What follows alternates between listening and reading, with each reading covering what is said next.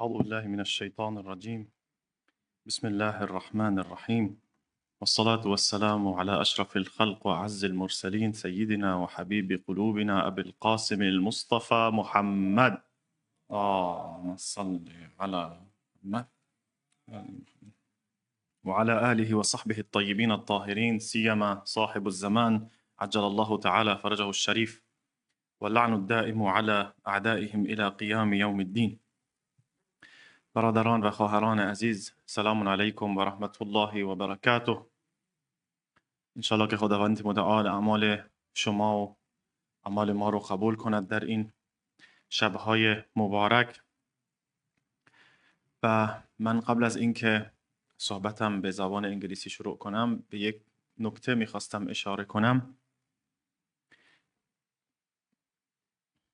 ما در مراکز مختلف اینجا در کانادا و بعد از اینکه با مردم عزیز آشنا شدیم و با مشکلات و چالش‌های این کشور مواجه شدیم، به چند مسئله متوجه شدیم، مخصوصا برای بچه‌های ما و جوانهای ما در این کشورها و اینجا در غرب، از لحاظ تربیت اسلامی و از لحاظ آموزش و پرورش و از لحاظ اخلاق و تدین. و به چند نتیجه رسیدیم. اینکه خیلی فرق هست بین رشد و تربیت در کشورهای ما در شرق و در اینجا. اینجا جامعه خیلی فرق میکنه، شرایط در جامعه هم خیلی فرق میکنه، اقتضاعات خاص خودشو داره. نمیتونیم کاملا همونطور که در کشورهای ما رفتار میکنیم اینجا هم رفتار کنیم. مسائل مختلفه. اینو بیشتر بگم، توضیح بدم. اینکه در جامعه های ما مساجد زیادی هست، جامعه اکثرا مسلمان هست، فرهنگ اسلامیه. اینجا کاملا برعکسه، مساجد زیاد نیست، جامعه مسلمان نیست، لذا فرق میکنه. خب اون نتیجه که بهش رسیدیم این که 3 ستون اصلی وجود داره اگر بخواهیم برای بچه های ما یک تربیت اسلامی و اخلاقی داشته باشیم. اون 3 ستون اصلی هم: یک، خانواده هست، پدر و مادر در خونه. 2، مرکز و مسجد. و 3، مدرسه. اگر یکی از این 3 ستون اصلی نباشه مشکله، برای بچه های ما مشکله. چون اگه یکی از این جاها خالی بشه زود پر میشه با یه چیزهای که ما نمیپسندیم که در جامعه اینجا وجود داره.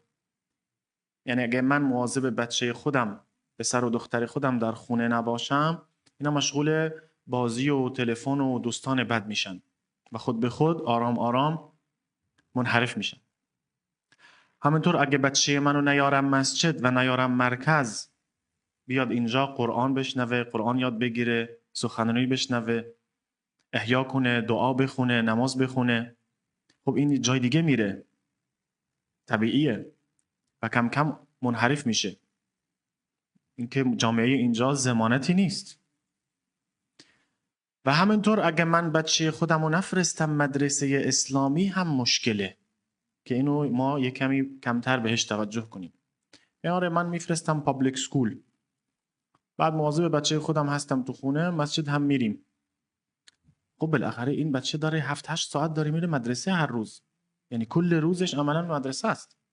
دوستانش کیا هستن؟ معلمانش کیا هستن؟ فضا اونجا چجوریه؟ ما که اطلاع کامل نداریم، احاطه کامل هم نداریم تو مدرسه. لذا مدرسه اسلامی خیلی مهمه. و من به این نکته میخواستم برسم که الان بعد از تقریبا 15-20 سال زحمت و تلاش برای اینکه یک مدرسه اسلامی باز کنن توی همیلتون، این توفیق شد. چند ماه پیش سپتامبر شروع کردن همین مدرسه گرین هیل اسلامیک سکول، مدرسه شیعه مسلمان و من اون کسانی که بانی این مدرسه هستن و این پروژه رو شروع کردن میشناسم از نزدیک و خیلی خوب دارن کار میکنن. الان مدرسه اسلامی هست، یعنی دیگه بهانه نیست که من نتونم بچه‌مو یه جایی بفرستم. خب شاید بعضیا بگن که من مثلا I can't afford، من نمیتونم پولشو بدم، مدرسه گرونه، مدرسه پابلیک نیست، رایگان نیست.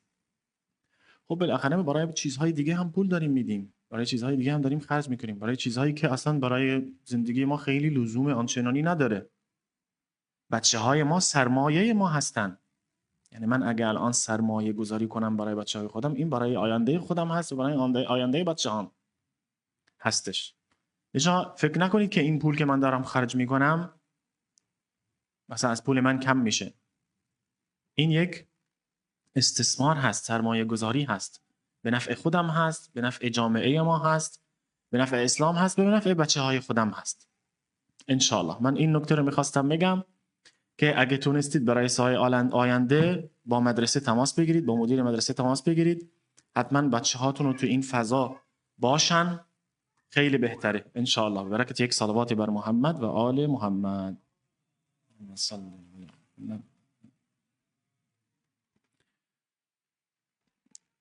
So, brothers and sisters, coming back to the topic that we started talking about last week, or last few days, and we started talking about migration, transformation, movement, and change. And a lot of you went through a kind of change at the beginning of the month of Ramadan, all of us, because our schedule changes, the sleep routine changes, eating routine changes, lots of changes, and it's challenging sometimes. But alhamdulillah, we got to a point where we were doing it the good way. I'm used to fasting now. I changed my schedule. Everything is going okay. So it's a bit easier now. I went through a kind of change and a kind of migration and a kind of movement at the beginning of the month of Ramadan. I'm changing myself physically. Now it's been 3 weeks. 3 weeks has passed in the month of Ramadan. It's a good progress. And today we are at the peak of the month of Ramadan. The last night of the night of destiny, Shab'ai Qadr. It's the peak of the month. The most important night, the most important day, the most important time. Everything that we were longing for is for tonight. Everything that I'm requesting from Allah is tonight until the next year. So today is very important. Today is the peak of the month. But the important question now is, what happens after this night? What happens to this migration into my movement, my progress, after this night ends? After the 23rd of the month? Are we going back to the same old routine for the last week of the month of Ramadan and for after the month of Ramadan? That's not a good sign. Because all the progress and the achievements I made, I'm going to lose them after this night. So it's a very critical question that I need to ask myself. What is the progress I made? And how do I need to continue this movement? This is the question. So to answer this question, because now it's going to get slippery, if I don't go continue progressing, I might fall behind. We're going to talk about 2 stories in the Quran and learn from the lesson from them. The first one is about Bani Israel. This is widely described in the Quran because you all know that the Quran talks the most about Bani Israel. So Bani Israel, they were a minority at that time in Egypt, at the time of the Pharaoh. They were very oppressed. They had no value in society and tortured all the time and enslaved. Prophet Musa alayhi salam was sent by God to these people to save them from oppression. So he decided to migrate with these people. See, as we said in the last night, when the circumstances are not good in your favor, you need to change the circumstances. You need to change your location. Not necessarily physically and geographically, but you need to move. You need to migrate so you can grow and expand. This is what Prophet Musa decided. And he took their hand, and they decided to migrate from the city where Fir'aun is, because they cannot continue the same. So one night, they started the move, the migration from Egypt. They went out into the desert. They don't know where they are going. They just trust in God and the Prophet, because they need to go anyway. Fir'aun didn't let it go. He followed them in the desert with a big army until they get to the sea. In front of them was the sea. Behind them, there's Fir'aun and the army. They're stuck in the middle. They cannot go forward. They cannot go backward. It's the end. Hopeless. But Musa alayhi salam said, Inna ma'iya Rabbi. This God is with me. God is with us. We need to trust God. And then God showed his miracle, and Musa used his asa, and the sea is split in half. A miracle in front of their eyes, in front of the eyes of Bani Israel. It's not just a story, it's not imagination. This happened, it's described in the Quran. The sea split in two parts, and they passed inside. Fir'aun followed them. When they got to the shore, to the second side, to the other side, the sea closed on Fir'aun and his army. They all dead, but Musa and his Bani Israel crossed the sea. See how God reversed everything? The minority, the oppressed ones, now they are free. They are the winners, and Fir'aun and his army are dead in the sea. But this is not the point. Their clothes are still wet. They cross to the other side. And now they come across a group of people worshipping idols. This reminded them of Egypt, because at Fir'aun time, they used to worship idols. Do you know what they asked Musa? They asked him, could you build us idols like them so we can worship them? So these people who have seen the miracle in their eyes, they witnessed the sea split. They were saved. They are free now. They still believe in God. They trust God. They believe in Musa. But they're asking him this question: can you make us idols so we can worship like these people? They did not forget the miracle that happened in front of them. So what's going on? How could you witness such a miracle in front of you, and then you ask to worship idols? The answer is, they crossed the sea, but Egypt crossed with them. They migrated from Egypt, but it didn't migrate from their mind and their hearts. The same old pattern, the same habits. So it means not every migration counts. It's not only about changing places. It's about changing the mindset, the way of thinking. So, if you want to mirror this in our lives today. So, the month of Ramadan started. The first days was challenging, was not easy to fast. Headache, stomach pain, felt hunger and thirst. But then a few days later, we got used to it.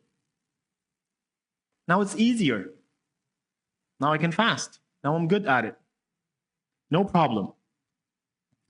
I stopped doing few things that I'm used to do.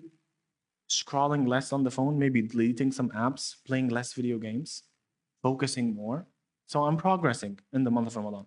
I'm working on myself the first days, which is good. But now after 1 week and 2 weeks and 3 weeks, I'm used to it. So there are some whispers in my mind that are going to start happening.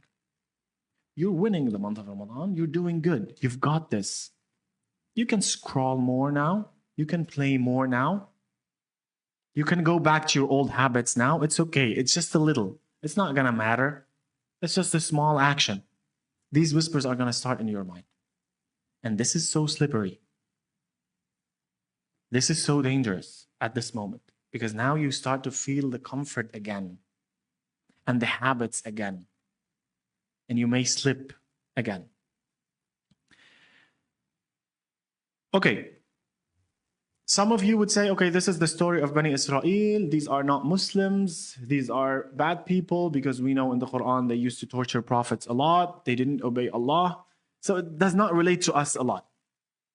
So let's talk about other group of people also described in the Quran. And there are Muslims, the companions of the Prophet at the time of the Prophet. So we can relate to them. Let's see what happened to these people. So these people who believed in the Prophet, believed in Islam, migrated from Mecca to Medina with the Prophet, went through all this process. True believers, trusting God and the Prophet and everything. They even fought with the Prophet the first battle of Badr, and they won the war. So honest, sincere believers. Now, the second war is coming, the war of Uhud. Their number is more, 700 Muslims. They're stronger, more equipment, more confident that they can win this war.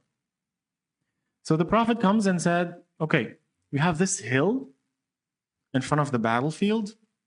It's called Uhud. 50 archers are going to position themselves on the hill because we need to have this fight. And he gave them instructions. Whatever happens, don't leave your positions. If we're winning or losing, don't leave your positions. Even if you see birds eating from our dead bodies, do not leave your positions. Clear instructions, firm instructions. It's the strategy. So they listened, they stayed in positions, the war started.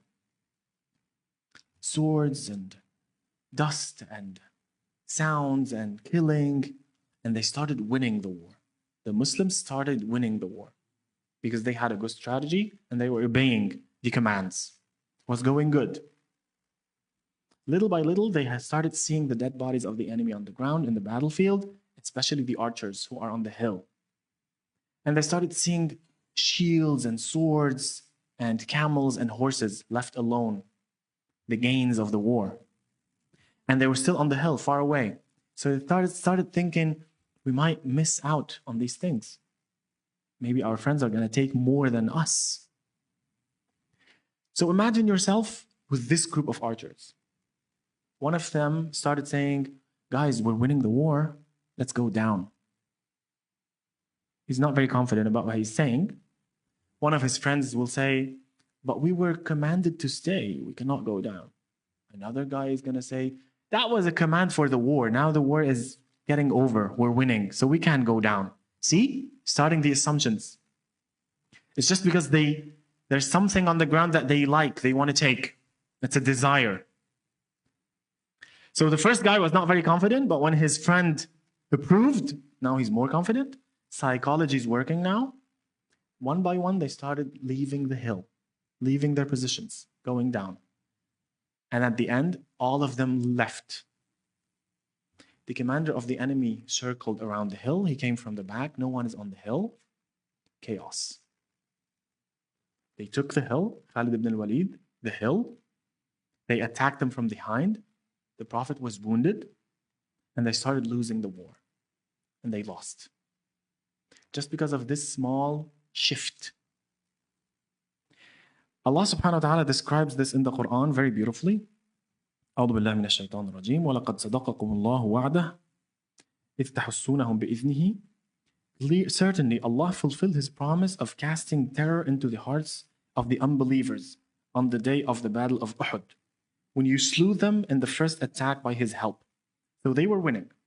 This is what God is saying. This help continued as promised until you became faint-hearted for the love of the gains of war. So God is explaining what happened. You were still winning, I was still helping you until you have seen these gains of war. And disputed about the order of retaining your posts on the hill. And you started talking about leaving the posts on the hill and disobeying the commands. This was what's going on. You disobeyed after Allah had shown you the victory that you loved. You loved to be victorious over Quraysh.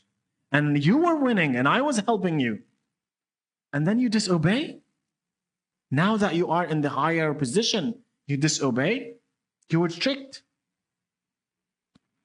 Among you were some who desired this world, like the archers who abandoned their assigned post. They desired the world. They wanted these small gifts in the world. And some others among you desired the hereafter. Not all of them. Even after this disobedience, Allah turned you away from them so that He may try you in your defeat. So you didn't die. God wanted you to stay alive because He wanted to show you the loss and the consequences of your actions. This was your test. So they survived, but they lost because God wanted to show them the consequences. After knowing that you were regretful for your wrongdoings, Allah certainly pardoned you, and He is surely gracious to the believers. And He pardoned them after that. So there's something very important here. These archers and these companions of the Prophet, they did not become disbelievers or unbelievers in Islam or in the Prophet. They did not do sins. They're not becoming non-Muslims. Still the same. But they had this small desire of these small gifts and quick reward for victory in life. And they decided the wrong decision, that small shift, and they left their positions. So they lost. So, what does this have to do with us? It's the same principle. I was going through the first days of the month of Ramadan because my battle is not in the battlefield outside. I'm not fighting with a sword and a shield. I'm fighting myself from the inside. When there's food in front of me and I have to fast, I'm fighting myself not to eat. And I'm fighting myself not to drink. So the battle is inside of me. But I was doing good on the first days of the month of Ramadan. I was fasting the first days. It's been 21 days, 23 days I'm fasting right now. I'm doing very good. And I was leaving some old bad habits. So I was doing good. So I felt that victory, that small victory. And I started seeing the rewards. So I had this whisper in my mind, this small shift in my mind. Now I'm good. I've got this. I'm strong. I can scroll a little bit more on my phone. I can play more video games. I can wake up later for Salah. See? It's not a big sin. You're not becoming non-Muslim, but you're taking the wrong decision because you think you're winning. You think you're winning. You're slipping. It's a very small shift. This is how it starts. And it might lead you to the complete loss of the whole battle. And it's now. Now the peak of the month. This night is the peak of this month. Most of us will say, yes, I survived 23 days in the month of Ramadan, fasted, did everything. I even stayed awake for the 3 nights of Shabha Qad, and I'm doing good. Now, after this night is over, I'm victorious. I won the month. I can go back to what I used to do before, little by little. This is a big mistake. Because we're not meant to survive for 23 days and then go back to what I was for the whole year after. I was practicing and training so I can stay the same for after the month of Ramadan. So I can change. So I can transform myself. So I can really migrate with my soul, not just with my body. Because the trick here, the problem with human beings, with us, is when we get comfortable and relaxed with change, we feel that we are strong, so we start becoming weaker. Our test and trial in the month of Ramadan is not the test of fasting and feeling hungry and thirsty. This is relatively easy. You've all passed it. Because you were weak and you fought yourself and then you passed it. The test is when you feel you are strong. Oh yeah, now I've got this. Now I'm good. I'm winning the month. I'm fasting. Now in this position, when you feel you are strong, now is the test. It's not about thirst and hunger. The other things that you used to do. Can you win the other things that you were used to do in the month of Ramadan? Listening to a little bit of music, downloading bad apps, playing a lot of video games? Did you work on these things? It's not only about fasting, getting thirsty and hungry. Now that you're strong, you think you're strong, pretending being strong and fasting and winning the month, can you fight these other small things? This is the true test in the month of Ramadan. This is the true trial in the month of Ramadan. So, and these things happen very slowly and very quietly. It starts first you're not uncomfortable. Maybe you deleted Instagram from your phone and then now, okay, I'm just going to check it very fast. It happens very quietly. And then it becomes easier the second time. And then the third time becomes normal because you're used to it. It's a habit. It's a habit. It's very hard to change habits. And the month of Ramadan is the time to change habits. So don't fall in these traps. It might reverse the whole battle and make you lose it, as happened in Uhud. The question that we need to ask ourselves is, where am I positioning my archers? What is the area in my life that I was supervising at the beginning of the month of Ramadan? Less scrolling, sleeping well. I was having control over myself. Am I now loosening? Am I letting my archers leave the hill little by little? Am I taking another direction? This is the question that I need to ask myself. So, to finish, as I said, the moment that is dangerous is not when you are weak. It's when you feel that you are strong and you've got this. This is when you have to be more cautious. This is very important. And by tonight, this is a very important night. Sit with yourself. Do your calculations, do your math. You can write them down. What are the things that I improved since the beginning of this month? And I need to keep them and improving with them. Not falling behind, not going backward. I need to continue progressing. Now is the decision. Today is the decision. This night is the decision, inshallah. دعای پایانی. بسم الله الرحمن الرحیم. خدایا از تو می‌خواهیم دلهای ما رو در این ماه مبارک بیدارتر و آگاهتر قرار بدی. به ما توفیق بده آنچه شنیدیم را به عمل تبدیل کنیم. در مسیر اصلاح نفس و نزدیکتر شدن به تو قدم برداریم. پروردگارا لغزش‌ها رو و کوتاه‌های ما رو ببخش و ما رو از بندگان موفق و مورد رضایت خود قرار بده. خدا بیماران را شفا عنایت بفرما. در گذشتگان ما رو مورد رحمت و مغفرت خود را قرار بده.